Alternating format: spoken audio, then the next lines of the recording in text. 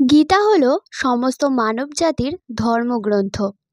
গীতা পাঠ করা কেন উচিত সেই বিষয়েই কিছু কথা আলোচনা করব আজকের এই ভিডিওটির মাধ্যমে। তাহলে চলুন আজকের ভিডিওটি শুরু করা যাক।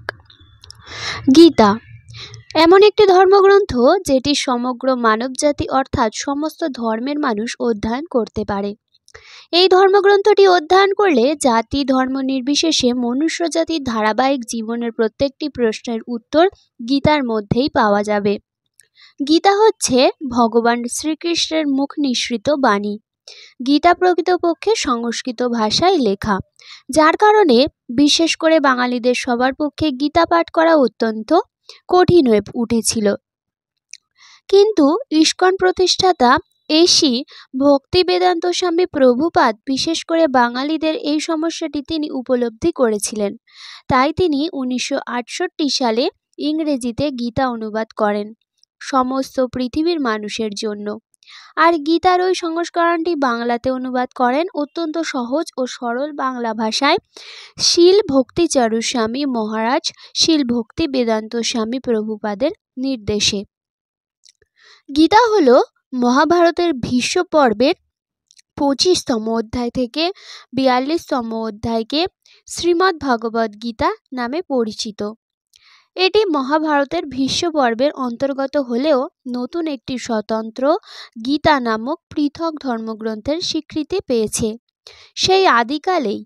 তাই বলছি, গীতার স্পর্শে ধন্য হয়েছে সমস্ত পাপীতাপী, ধন্য হয়েছে পৃথিবীর সমস্ত মানবজাতি। গীতা বর্তমান বিভিন্ন দেশের 80টিরও বেশি ভাষায় ইতিমধ্যে অনুবাদ করা হয়ে গেছে।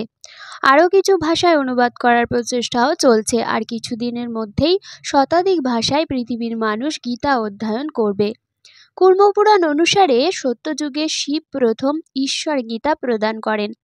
পরবর্তীতে দ্বাপর যুগে ভগবান শ্রীকৃষ্ণ অর্জুনকে ওই একই গীতার বাণী শোনান কুরুক্ষেত্রের ময়দানে, যা ভাগবত গীতা নামে পরিচিত। গীতার প্রকৃত মর্মকথা হলো একজন ব্যক্তি দেহকে হত্যা করতে পারে, তার আত্মাকে নয়। আত্মা অমর, আত্মা কোনোদিন ধ্বংস হয় না। আত্মা হচ্ছে সূর্যের মতো। সূর্য যেমন উদয়ও হয় না আবার অস্তও যায় না, কিন্তু আমরা দেখি সূর্য উঠছে পূর্ব দিকে এবং অস্ত যাচ্ছে পশ্চিম দিকে।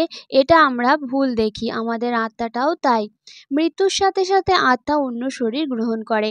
আর যারা গীতার সমস্ত উপদেশগুলি থেকে সম্পূর্ণ শিক্ষা অর্জন করেছেন এবং গীতার শুদ্ধি অনুভব করেছেন, তারা জন্ম মৃত্যু থেকে মুক্তি বা নির্বাণ লাভ করবেন। এটাই গীতার মূল কথা। গীতার মাহাত্ম্য এক কথায় বলে বোঝানো যাবে না। এটা ভক্তি, শ্রদ্ধা, জ্ঞান অর্জনের ধৈর্য শক্তি ও অনুভবের বিষয়। এক কথায় গীতা পৃথিবীর মানুষের অমূল্য আধ্যাত্মিক ও পারমার্থিক সম্পদ। গীতার কথক স্বয়ং পরমেশ্বর ভগবান শ্রীকৃষ্ণ। গীতা একটি পৃথক ধর্ম শাস্ত্র, যার প্রত্যেকটি শ্লোকের গুরুত্ব মানব জীবনের সঙ্গে ওতপ্রোতভাবে মিলেমিশে আছে। মানব জীবনের জন্য গীতা একটি মঙ্গলকারী আইন বা নিয়ম কানুন বললে আরও ভালো হয়। এই গীতা পাঠ করলে বা শ্রবণ করলে সৎ অসৎ পাপী তাপী সমস্ত মানুষের নিজস্ব সত্তার উন্নতি হবে ও আধ্যাত্মিক জাগরণ অনুভব করবে নিঃসন্দেহে। ইস্কনের প্রতিষ্ঠাতা শীল ভক্তি বেদান্ত স্বামী প্রভুপাদ 2 দশক ধরে শ্রীমদ্ ভগবদ গীতাকে অবলম্বন করে এত অল্প সময়ের মধ্যে পৃথিবীর বেশিরভাগ দেশের গীতার মাহাত্ম্যকে মানুষের কাছে পৌঁছে দিয়েছেন। এখানে আধ্যাত্মিক মানুষের কাছে একটি প্রশ্ন থেকে যায়, এত অল্প সময়ের মধ্যে কিভাবে এটি সম্ভব করলেন তিনি? তাই পরিষ্কার বোঝা যায় পরম পিতা ভগবান শ্রীকৃষ্ণ প্রভুপাদের সঙ্গেই ছিলেন। তাছাড়া এটা কখনোই সম্ভব ছিল না। গীতার মাহাত্ম্য ও হরিনাম মহামন্ত্র বিশ্ববাসীর কাছে এত অল্প সময়ের মধ্যে পৌঁছে দেওয়া।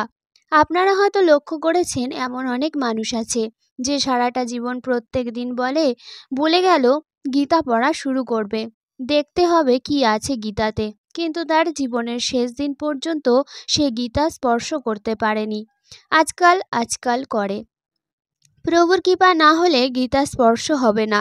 তাই কঠিন অন্তিমকালে যখন তার শরীরে আত্মা থাকবে না, তখন স্বজনেরা তার বুকে গীতা চাপিয়ে বিদায় দিয়ে দেবে। পরমজনের কথা ভেবে কিন্তু আত্মাহীন শরীরে গীতা চড়ানোর কী লাভ হবে? এই পৃথিবীর বুকে পরমপিতা পরমেশ্বর গীতা পড়ার ও গীতা শ্রবণ করার আমাদের কত সময় দিয়েছেন, কিন্তু আমরা সবাই মিছে কাজে মূল্যবান জীবনের সময় অতিবাহিত করে ফেলি।